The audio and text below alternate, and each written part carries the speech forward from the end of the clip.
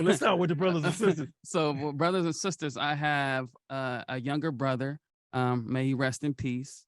The book that I came here to talk about today talks about him, goes into detail a little bit about how he passed away and his inspiration in my life.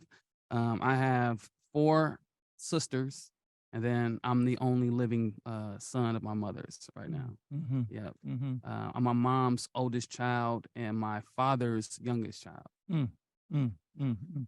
And Lady E, he has already said that while he was doing his thing in the city, he listened to Street Soldiers. Yep.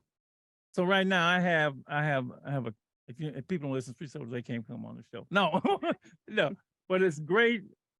People who have listened to the show understand what the show is about, right? A lot of times I got to explain what's going on. So your journey, so you're a young man in the city trying to do your thing, you into the music thing, which is always like a flag for me, you know, because I know there's 2 sides of that whole thing. And how did you handle that? And did anything come your way that, you know, that like was problematic? That's a nice word.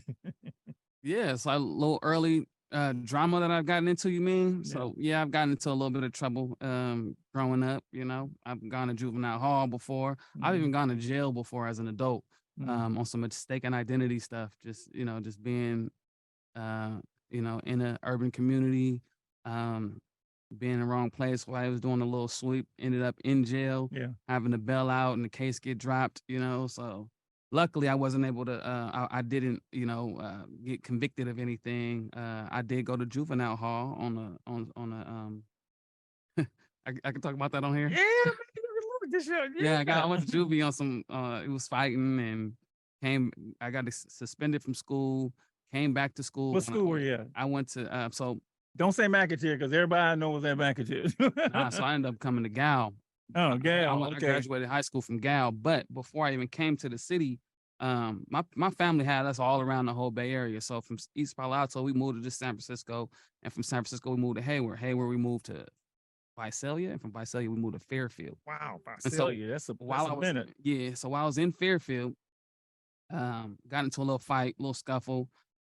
Rest in peace to my boy Scraper, because he was involved in this little incident, man, and some money got dropped. I picked up some money, man, and got suspended from school. I ended up coming back to school the very next day, and security was chasing us through there, and I ended up getting expelled.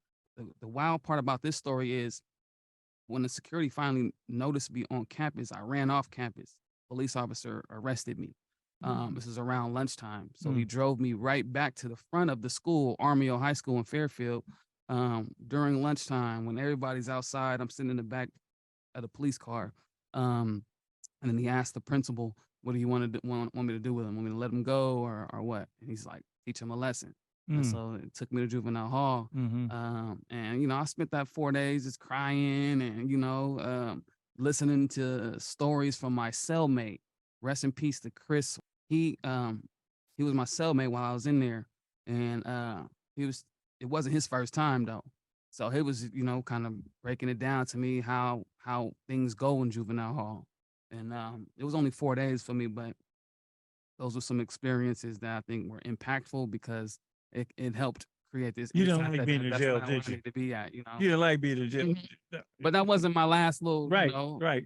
I didn't came in contact with the law a couple more times since then. But by the grace of, you know, the higher power and my ancestors, you know, they steered me and helped me get to where I am now without a criminal record, right? So that I was able to kind of move forward in my current calling, which is mental health and music and just being a community worker. You know, somebody that's just trying to uplift the community that I come from